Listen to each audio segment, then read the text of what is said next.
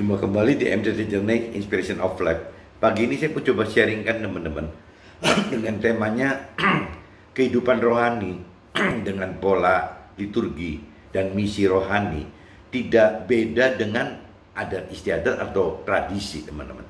Jadi saya coba pertajam pagi ini teman-teman, kehidupan pola-pola rohani yang kita lakukan ya apabila pola rohani itu lebih lari ke liturgis secara rohani atau misi ya, misi secara rohani, misi segala macam misi teman-teman, misi pelayanan itu gitu ya. Kalau selama pola-pola rohani itu adalah liturgi dan misi gitu, saya pikir tidak beda teman-teman dengan apa yang saya amatin itu, yang saya mengerti itu dengan yang orang hidup dengan pola-pola adat istiadat atau tradisi gitu. Cuman bedanya kalau di apa yang saya tahu gitu, karena mungkin saya lahir bukan dari keluarga yang di dalam Tuhan gitu, terima Tuhan, maksudnya dalam arti kata Tuhan itu dinyatakan secara firman gitu teman-teman ya. Karena saya selama hidup dari umur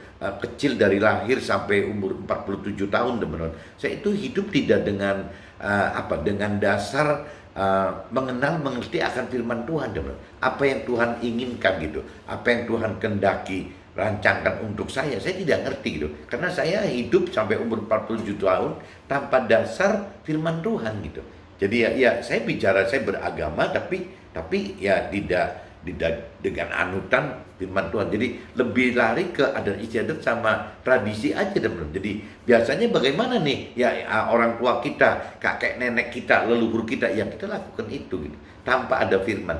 Nah setelah umur 47 mungkin kalau di istilah muslimnya apa, jadi kayak hijrah atau mualaf atau apa gitu. Jadi saya pindah iman. Nah di situ saya mulai bisa mengenal bahwa Tuhan Allah itu tidak bisa hidup dengan pola Tuhan Allah itu tidak bisa hidup dengan ya adat istiadat atau liturgis gitu, atau tradisi ya, atau cuma misi-misi aja yang tidak punya dasar firman Tuhan, tidak punya dasar perintah peraturan Tuhan teman-teman. Jadi sejak umur 47 itu saya mulai teman-teman, benar-benar baru mulai membaca bahwa oh ternyata firman Tuhan itu ada perintah peraturannya. Nah itu saya mulai geluti teman-teman. Dari mulai mau tergerak untuk mengenal firman Tuhan dengan membaca kitab suci, ya otomatis waktu itu saya juga jadi secara formality sudah jadi pindah iman gitu, keimanan ya. Saya sudah secara formalitas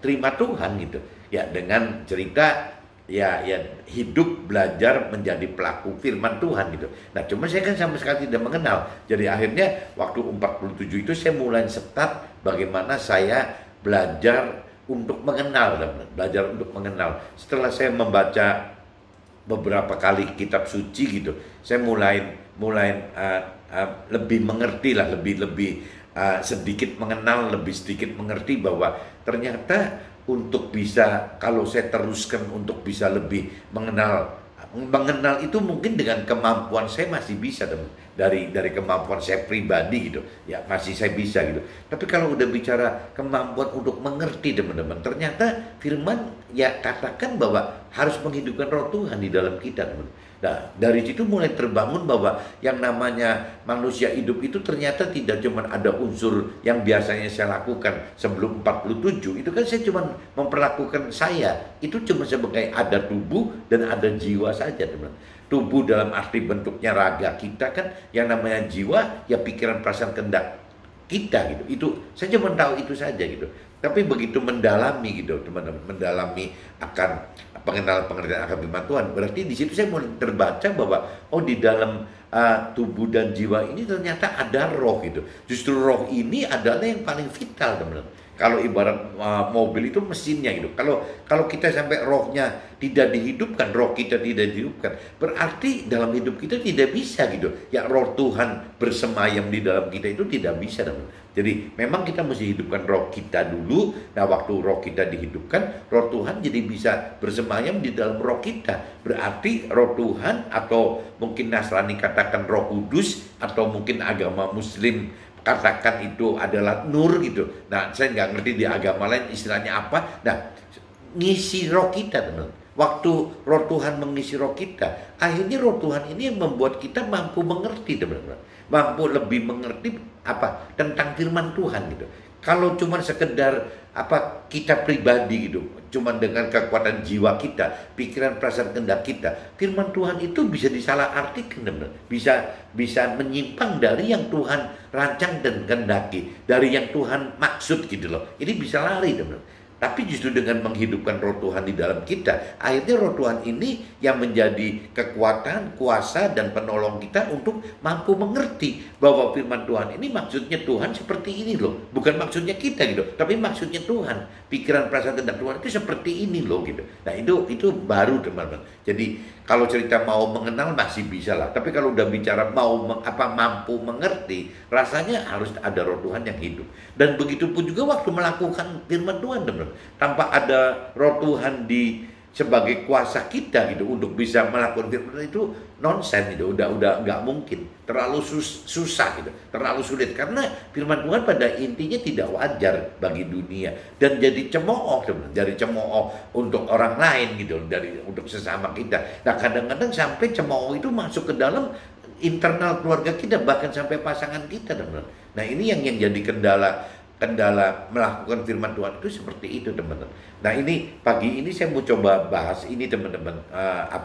Jadi jangan sampai orang yang sudah dari lahirnya sudah dalam keluarga yang terima Tuhan, yang sudah mengaku dalam keluarga terima Tuhan, tapi tidak mengenal gitu, tidak mengerti akan firman Tuhan. Jadi kategori tidak mengenal, tidak mengerti itu relatif sekali, teman.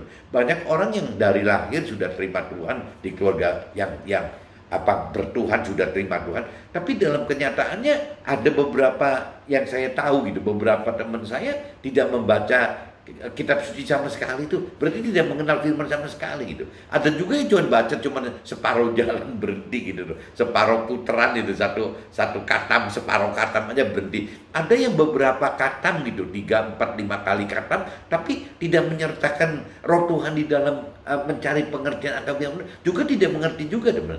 Dan bahkan ada orang yang secara formality gitu ya bisa sudah terima Tuhan gitu, sudah bisa mengaku percaya Tuhan, terima Tuhan, percaya Tuhan, dan mengenal Tuhan. Tapi juga ada yang belum terima Tuhan, teman, tapi sudah dengan percaya dirinya bahwa dia sudah percaya Tuhan dan dia sudah mengenal Tuhan. Padahal orang-orang yang jenis seperti ini yang belum terima Tuhan itu secara formality, yang kita sebutnya ya orang keyakinan, orang berkeyakinan. Tapi orang berkeyakinan juga ternyata ada yang sudah terima Tuhan juga tetap kategorinya kena orang berkeyakinan. Orang berkeyakinan adalah orang yang sudah terima Tuhan atau belum terima Tuhan, tapi sudah dengan sangat percaya diri bahwa dia sudah percaya Tuhan meskipun tidak punya dasar, dan dia sudah mengenal Tuhan gitu, meskipun juga tanpa dasar gitu. Jadi kalau pengenalan akan pribadi Tuhan atau pengenalan akan pribadi Tuhan, tetap dasarnya cuma satu, teman-teman. Itu bisa disebut benar apabila kita mengenal firman Tuhan. Bahkan apabila kita lebih dewasa rohani, bukan cuma cukup mengenal firman Tuhan, tapi harus mengerti firman Tuhan dan harus melakukan firman Tuhan. Nah urutannya itu, teman-teman. Nah ini yang saya maksud kalau selama kita tidak menjadi pelaku firman, sebenarnya ya kita ini tidak beda gitu, meskipun kita mengaku sudah bertuhan, sudah terima Tuhan, sudah membaca firman Tuhan, tapi tidak melakukan firman Tuhan, itu nggak ada beda kalau menurut saya dengan orang yang adat istiadat atau tradisi itu gitu. Yang nggak ada beda. Jadi orang yang tidak membaca, tidak sama sekali tidak mengenal firman Tuhan, ya pasti tidak melakukan firman Tuhan. Itu ya dianggapnya seperti kalau di kitab suci cerita-cerita orang yang dengan adat istiadat atau tradisi gitu. Tapi kalau cerita orang yang mengenal firman Tuhan tapi tidak mengerti dan tidak melakukan firman Tuhan, yang nggak ada bedanya sama ahli Taurat sama kaum Farisi, nggak ada bedanya gitu. Jadi kalau kita petak-petak di cerita kitab suci ya ada 3, teman. Ada kelompok yang memang tidak tidak mengandalkan Tuhan sama sekali, hidupnya ya itu disebutnya adat istiadat gitu. Ya, ada juga kelompok yang mengenal Tuhan tapi tidak menjadi pelaku firman, yaitu mungkin disebutnya ahli Taurat dan kaum Farisi. Nah, yang satunya ya memang orang yang pelaku firman gitu, pelaku firman Tuhan. Jadi kasarannya dibagi tiga seperti itu. Itu cerita di kitab Nasrani, teman-teman. Tapi kalau di kitab Al-Quran, di Muslim saya kurang ngerti, di agama lain juga saya nggak ngerti gitu. Tapi kalau secara makronya di kitab sucinya orang Nasrani, ya dibagi tiga kelompok itu, teman-teman. Nah, ini maksud saya kalau cerita orang yang sudah hidup dengan adat istiadat atau orang yang sudah berkeyakinan, sudah mengaku terima Tuhan dan mengenal Tuhan, tapi tidak melakukan firman Tuhan, yaitu sama aja dengan orang yang kategorinya orang pelaku adat istiadat atau tradisi, ya orang dunia pada umumnya gitu, teman. Nah, ini saya coba bacakan dulu teman-teman di kitab Lukas. Coba teman-teman cari kitab Lukas pasal 22, teman-teman. Pasal 22 ayatnya 63 sampai 71, teman-teman. Ayatnya 63 sampai 71. Judul perikopnya, teman-teman, Yesus di hadapan mahkamah agama. Tapi kalau saya universalkan, Yesus itu saya ganti jadi firman Tuhan, ya. Firman Tuhan di hadapan mahkamah agama. Jadi firman Tuhan di hadapan mahkamah agama gitu. Jadi berarti mahkamah agama dengan firman Tuhan itu kadang-kadang nggak nyambung juga, teman-teman. Jangan-jangan mahkamah agama ini yang tadi yang cuma bicara adat istiadat, atau cuma bicara ya teori-teori rohani saja gitu, tanpa menjadi pelaku rohani gitu. Nah, ini saya coba bacakan, teman-teman.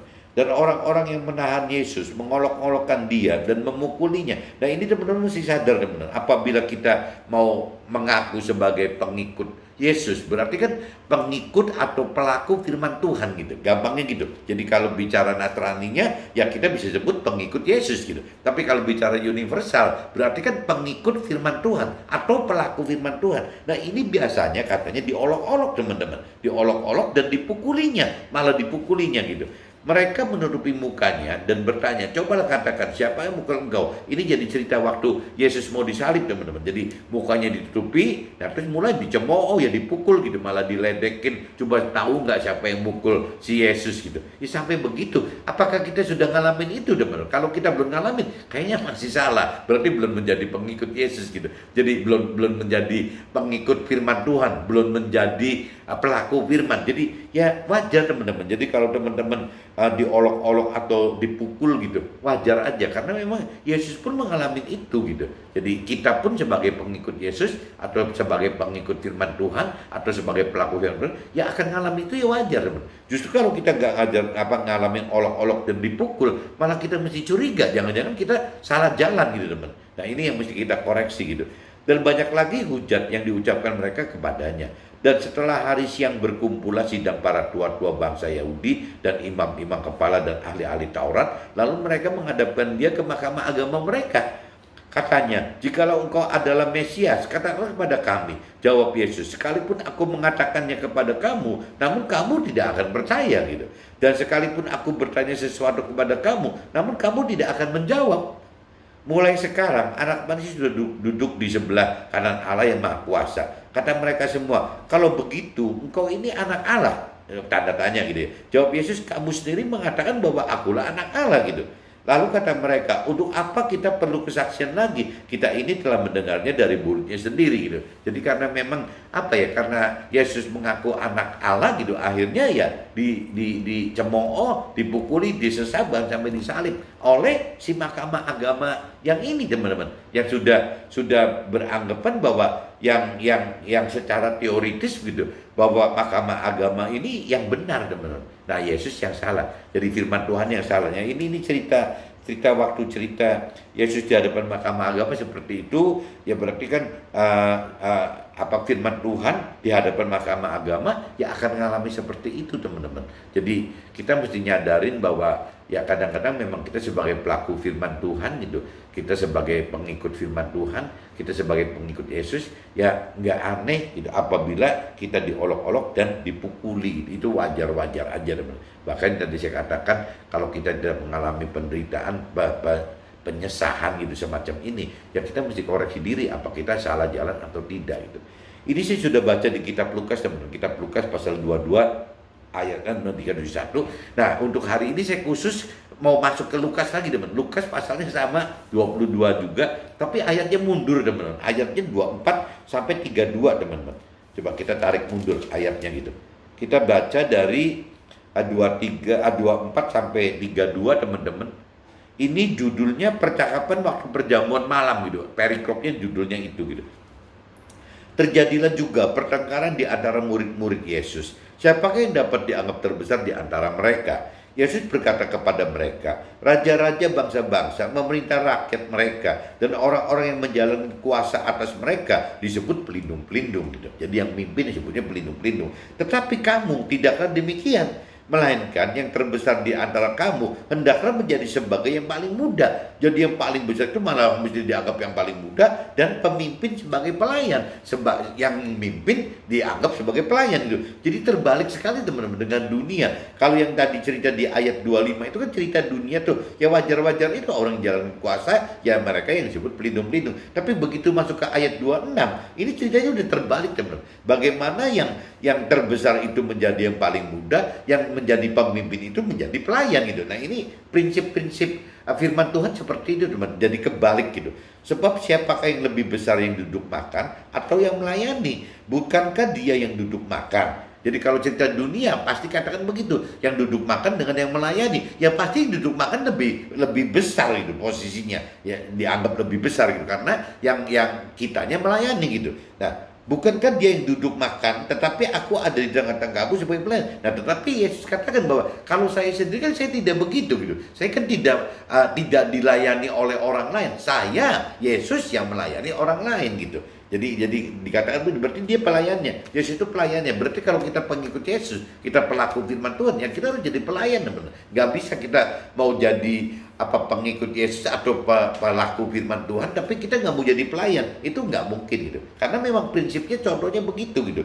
Kamulah yang tetap tinggal bersama-sama dengan aku dalam segala pencobaan yang aku alami, dan aku menentukan hak-hak kerajaan bagi kamu sama seperti Bapakku menentukannya bagiku, bahwa kamu akan makan dan minum semeja dengan aku di dalam kerajaanku, dan kamu akan duduk di atas tahta untuk menghakimi ke-12 mulut Israel. Jadi kalau cerita apa sih menangnya sebagai pelaku firman, ya menangnya cuma satu teman-teman, bukan menang di dunia gitu, menangnya menang di akhirat gitu. Dan menang akhirat, di akhirat bagi orang dunia kan tidak enak teman-teman, kan tidak nyata gitu. Ceritanya kan nanti, bukan sekarang gitu. Orang dunia menghendakinya kan sekarang dan nyata gitu, terlihat. Tapi kalau di akhirat kan nanti dan tidak terlihat. Nah ini jadi firman Tuhan itu sebagai pelaku firman Tuhan memang kelihatannya akan nanti teman-teman, bahwa kamu akan makan dan minum semeja dengan aku di dalam kerajaanku. Nah kerajaanku itu di surga gitu ya, dan kamu akan duduk di atas tahta untuk menghakimi ke-12 suku Israel. Lah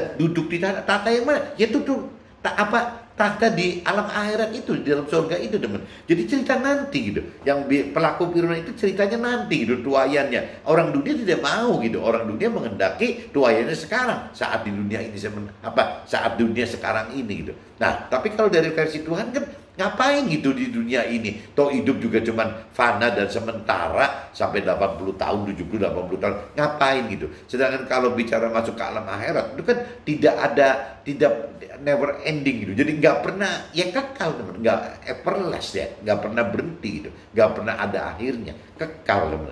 Jadi apa artinya sih gitu? Kalau kita hidup seperti orang dunia yang mempertahankan 70-80 tahun gitu, ya tanpa prioritikan untuk yang kehidupan di alam kekal. Kalau nggak tahu pengenalan firman untuk saat ini teman, dari saya pribadi gitu, saya mikir ya memang kalau bicara pilihannya udah nggak ada lain gitu. Kita mesti bisa menempatkan diri, kita mesti punya target gitu, bahwa ya kita harus mendapatkan keselamatan akhirat yang seperti Tuhan rancang dan kehendaki. Nah Tuhan katakan di firman-Nya bahwa carilah dahulu kerajaan sorga dan kebenarannya, yang lain baru ditambahkan. Berarti kita mau nggak teman-teman? Mau nggak kita istilahnya benar-benar percaya bahwa kita mencari dulu kerajaan Allah dan kebenarannya, baru mencari baru Tuhan tambahkan gitu.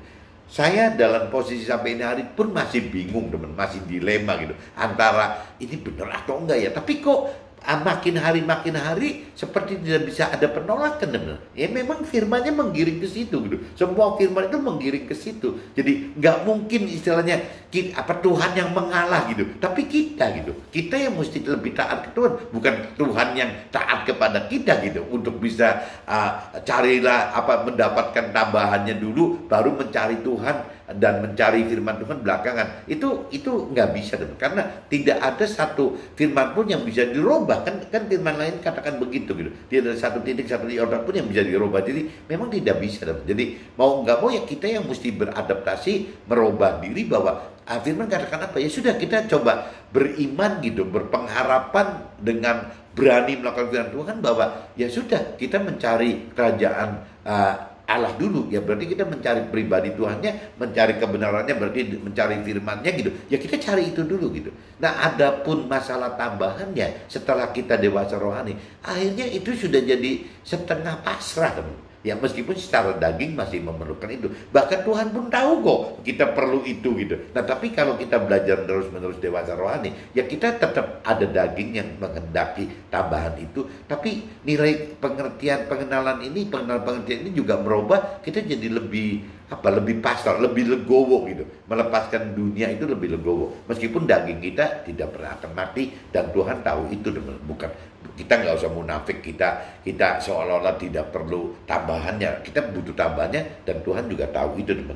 Nah ini yang kembali lagi dengan kedewasaan rohani kita ini yang bisa membuat pengertian akan firman Tuhan itu makin nyata, makin benar, dan tidak mungkin Tuhan yang merubah gitu, merubah firmannya, berarti harus kita yang merubah. Nah tinggal yang tadi kelegowoan kita gitu, kita legowo enggak gitu bahwa ya priority Tuhan itu menghendaki seperti itu. Adapun masalah tambahan itu kembali ke haknya Tuhan. Yang mau ditambahin 1 kilo, 10 kilo, 100 kilo, 1000 kilo, atau mau berapapun juga, ya buat Tuhan sih mudah-mudah aja kok. Ya cuma Tuhan kan tahu gitu. Kekuatan kita itu jangan sampai hancur gara-gara masalah dunia itu bila berapa kilo sih gitu. Nah ini kembali lagi ke dewasa rohani. Kalau kita benar-benar dewasa rohani, mungkin Tuhan nggak segan-segan memberikan sebanyak mungkin juga nggak apa-apa. Kenapa? Karena setelah dewasa rohani kita tahu, teman-teman, apa sih tujuan utama tambahan ini gitu. Kalau waktu menjadi orang dunia kan tujuan tambahan ini adalah untuk yaitu bagaimana menghimpun harta ya yang berkelimpahan, bagaimana menghimpun tahta gitu untuk kedudukan tahtanya, bagaimana untuk memenuhi segala macam nafsu duniawi gitu. Ya seperti itu. Kalau kita belum dewasa rohani, sasaran tambahan duniawi itu yang Tuhan maksud itu akan lari ke situ, teman-teman. Tapi kalau kita sudah dewasa rohani, tambahan yang Tuhan akan berikan sebagai berkat duniawi itu gitu, berkat-berkat jasmani itu ya pasti fungsinya bukan untuk itu, teman-teman. Dan kalau kita pelajari lebih dalam lagi, ya semua juga akhirnya kebutuhan tambahan itu bukan untuk kita loh, untuk Tuhan gitu. Balik lagi, bagaimana kita menjadi berkat rohani ya untuk sesama kita. Nah ini kalau kita teruskan di sini, teman-teman. Aku baca terus ya, saya baca terus. Nah ini, bahwa kamu akan makan dan minum semeja dengan aku di dalam kerajaanku, dan kamu akan duduk di atas tahta untuk menghakimi ke-12 suku Israel. Nah ini tadi saya katakan, ini kan nanti cerita di akhirat gitu. Janji firman Tuhannya seperti itu. Nah kalau masuk ke sini, teman-teman, Simon, ini Simon Petrus gitu. Simon, lihat, iblis telah menuntut untuk menapi kamu seperti gandum. Jadi iblis itu udah menteror si Simon Petrus, dan iblis juga menteror kita, teman-teman. Semua di antara kita yang ingin menjadi pelaku firman pasti diteror gitu. Nah ini jadi iblis telah menuntut untuk menapi kamu seperti gandum. Tetapi aku telah berdoa untuk engkau. Berarti kan Yesus telah doain buat kita. Berarti firman Tuhan juga berdoa untuk kita nih, teman-teman gitu. Ya, supaya iman kita jangan gugur. Jadi iman kita jangan gugur. Dan jikalau engkau sudah insaf, kuatkanlah saudara-saudaramu. Nah ini yang poin paling penting sekali ini, teman-teman, di ayat 32, teman-teman. Jadi apabila kita sudah mengenal lebih dalam, mengerti lebih dalam, dan bisa mampu mengerti dan mampu melakukan itu, tidak bisa cuma kita sendiri, teman-teman. Karena di ayat 32 dikatakan, dan jikalau engkau sudah insaf, Berarti kan apabila kita sudah bertobat, apabila kita sudah lebih dalam mengenal mengerti akan firman Tuhan, apabila kita sudah mengalami kedewasaan rohani, apabila kita sudah melakukan all out firman Tuhan, berarti kita sudah bertobat dan insaf, teman-teman. Nah, firman Tuhan ingatkan, kuatkanlah saudara-saudaramu. Jadi tidak cuma berarti cuma diem saja, teman-teman. Ya, nah yang dikhawatirkan yang tadi kalau kembali ke temanya, teman-teman.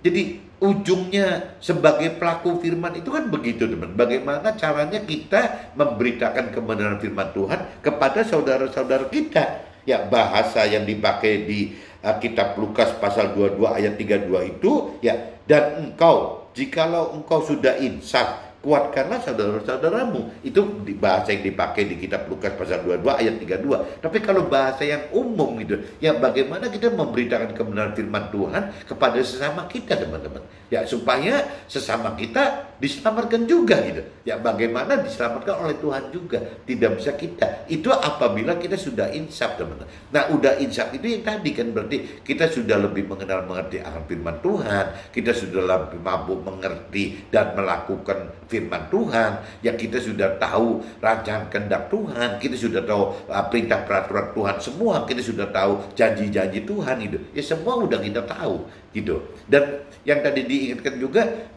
firman Tuhan yang di Matius yang paling dominan itu kan, carilah dahulu kerajaan Allah dan kebenarannya, baru yang lain akan ditambahkan. Ini yang tidak bisa lari, teman-teman. Ya, ini yang tadi saya katakan, ini akan terjadi gitu apabila tingkat kedewasaan rohani kita itu sudah mumpuni, teman-teman. Meskipun Tuhan tahu bahwa daging kita itu tidak mungkin mati sampai kita meninggal dunia, dan memang ya Tuhan tahu gitu, memang kita butuh, hidup itu butuh tambahannya gitu. Nah, cuman mungkin kembali ke prioritinya. Setelah kita dewasa rohani, kita akan tahu bahwa yang paling penting itu bukan bagaimana memanfaatkan harta tahta dan pemenuhan nafsu dunia itu sebagai andalan hidup kita gitu.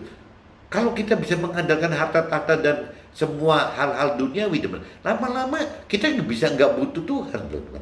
Bisa nggak butuh Tuhan itu, karena apa saja si harta tahta dan hal-hal duniawi ini sudah menjadi andalan kita, menjadi backup kita gitu, menjadi bodyguard kita, udah menjadi semua gitu, teman. Nah, akhirnya kita nggak mencari Tuhan, kita nggak mencari firman Tuhan itu. Ya, ini yang dikhawatirkan oleh firman Tuhan itu, teman. Jadi makanya Tuhan katakan bahwa itu nggak usah dipikirin deh, carilah dahulu kerajaan Allah dan kebenaran, itu yang paling penting. Adapun urusan carilah harta tahta dan hal-hal duniawi itu nggak usah. Ya, itu nanti Tuhan yang akan tambahkan aja. Nah, firman katakan begitu.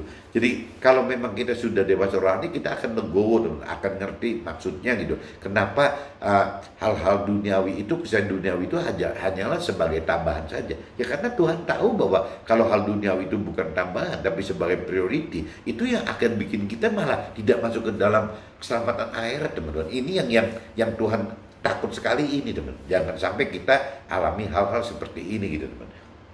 Nah, ini saya sudah bacakan di sini, teman-teman. Jadi kalau kita bicara ke firman Tuhannya sudah bunyinya seperti ini, teman-teman. Saya udah bacakan semua. Jadi yang kuncinya, jadi kuatkanlah saudara-saudaramu. Ya, ini saya coba masuk ke draft saya baca cepat aja, teman, karena sudah saya jelasin semua gitu.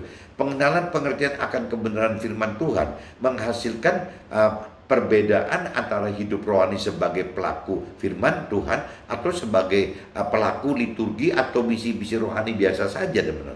Hidup rohani sebagai pelaku firman Tuhan justru akan alami olok-olok, bahkan penindasan oleh karena dianggap tidak wajar jika diperbandingkan dengan hidup orang-orang dunia atau orang-orang berkeyakinan percaya Tuhan dan mengenal perintah peraturan Tuhan bukan dengan dasar dari firman Tuhan. Itu akan seperti itu, teman-teman.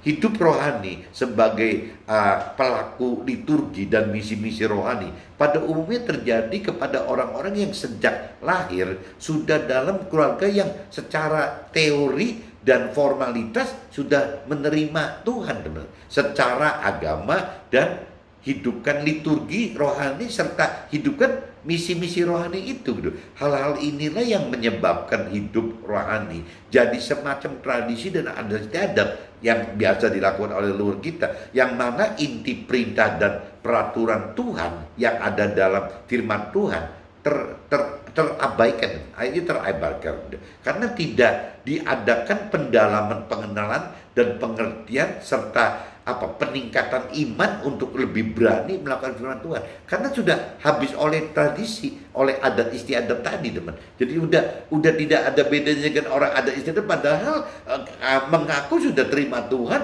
sudah hidup di dalam formality terima Tuhan gitu, di dalam keluarga itu juga. Tapi ya dalam prakteknya ya akhirnya terima Tuhan itu seperti jadi nggak beda dengan adat istiadat dari liturgi gitu. Jadi misalnya acara ini ya ikut acara ini. Jadi ya nggak ada bedanya, teman. Ada acara malah disebutnya waduh ada acara doa ini doa itu gitu. Jadi akhirnya ikut begitu. Ya atau mungkin juga mendirikan yayasan yatim piatu ini. Tapi dasarnya itu ya bukan sebagai pelaku firman, tapi ya sebagai pelaku organisasi gitu, seperti mengatur organisasi biasa. Nah ini yang bikin kacau kan ini, teman-teman. Firman Tuhan katakan di dalam Lukas pasal 22 ayat 32, tetapi aku telah berdoa untuk engkau supaya imanmu jangan gugur, dan engkau jikalau engkau sudah insaf, kuatkanlah saudara-saudaramu. Dari firman tersebut jelas-jelas Tuhan kehendaki agar kita secepatnya insaf akan kesalahan kita dan segera menjadi alat Tuhan untuk beritakan akan kebenaran firman Tuhan kepada sesama kita yang lain, teman-teman. Jadi ini jelas-jelas yang saya tekankan di sini bahwa ya kita tidak bisa cuma menjadi konsumen firman aja, tapi kita juga harus menjadi produsen firman, teman-teman. Ya ini di contohnya di kitab Lukas pasal 22 ayat 32 ini gitu. Kita tidak Tuhan harapkan jikalau engkau sudah insaf, apabila kita sudah dewasa rohani, ya kuatkanlah saudara-saudaramu juga. Jadi jangan cuma kita sendiri. Jadi kita waktu menguatkan saudara-saudara kita dengan cara menjadi alat Tuhan, memberitakan kebenaran firman Tuhan, akhirnya kita menjadi produsen, kan teman-teman, produsen firman gitu. Bagaimana ngomongin saudara-saudara kita atau sesama kita tadi. Kalau sebelum kita insaf, kita belum dewasa rohani, mungkin kita sebagai konsumen, kita terimain aja gitu firman-firman dari teman-teman teman-teman rohani kita atau mentor rohani kita gitu. Ya kita cuma terima itu. Tapi setelah kita dewasa rohani, setelah kita insaf, ya kita harus menjadi ya alat Tuhan gitu, memberitakan firman Tuhan ya untuk menguatkan saudara-saudara kita gitu. Pengennya seperti itu, firman katakan pengen seperti itu, teman-teman. Dunia lebih memilih sebagai pelaku rohani yang liturgi dan misi rohaninya saja, karena lebih wajar dan nyata serta dihargai. Nah ini nggak aneh, teman. Kalau dunia lebih senang memilih kehidupan rohani gitu dengan cara pola-pola liturgi rohani, misi-misi rohani gitu. Kenapa? Ya itu karena wajar gitu. Orang-orang dunia anggap itu hebat, wajar dan nyata gitu, nyata dilakukan. Saya bangun rumah duka, saya bikin yayasan, saya bikin induk, nyata gitu. Nah, dan itu dihargai oleh dunia gitu. Ya ini jasanya si ini jasanya. Nah, tapi akhirnya dari kacamata Tuhan tidak berguna, nggak ada gunanya gitu. Ya itu bukan jelek, boleh-boleh aja. Lain ceritanya kalau waktu melakukan itu dasarnya adalah melakukan firman Tuhan karena mengenal mengerti firman Tuhan. Nah itu ceritanya yang terbenar ya itu kali itu. Jadi melakukan liturgi rohani dan misi-misi rohani, tapi dasarnya itu ya karena memang perintah peraturan Tuhan. Itu bagus banget, daripada tidak melakukan liturgi rohani atau misi-misi rohani gitu. Ya itu yang terbaik itu. Tapi yang dikhawatirkan itu kalau tanpa ada pengenalan pengertian akan firman Tuhan lebih dalam dan tidak dewasa rohani, takutnya ya itu cuma menjadi adat istiadat, ya seperti ya melakukan liturgi rohani atau misi rohani yang seperti dari jiwa saja, teman, bukan dari roh gitu. Sebaliknya, hidup rohani sebagai pelaku firman dianggap kurang atau tidak wajar. Ini kalau pelaku firman dianggap kurang, tidak wajar, dan hasilnya tidak nyata, teman. Tidak nyata sekarang, tapi kan nanti di alam akhirat yang tadi saya udah kupas itu gitu. Di dunia ini serta malah mengalami olok-olok dan itu kan, teman-teman, olok-olok dan cemoohan gitu kan, bahkan dipukuli gitu. Ini kalau seperti di ayat itu kan, itu di ayat kitab Lukas pasal 22 ayat 63, dan orang-orang yang menahan Yesus itu mengolok-olok dia, mengolok-olokkan dia dan memukulinya. Ya itu kita alami seperti itu. Kita menjadi pelaku firman, ya kita akan alami seperti ini gitu. Oke teman-teman, mungkin pagi ini saya sharingkan seperti ini, mudah-mudahan teman-teman bisa tangkap maksud saya dan kehidupan rohani dengan pola liturgi dan misi rohani itu, liturgi rohani dan misi rohani itu ya hati-hati, jangan sampai kita terjebak dalam hal tidak berbeda dengan ya adat istiadat atau tradisi, atau bahkan mungkin yaitu seperti ahli Taurat dan kaum Farisi yang bicara cuman menjadikan firman itu adalah teori-teori rohani aja, bukan menjadi pelaku firman, teman-teman. Oke teman-teman, see you, bye-bye.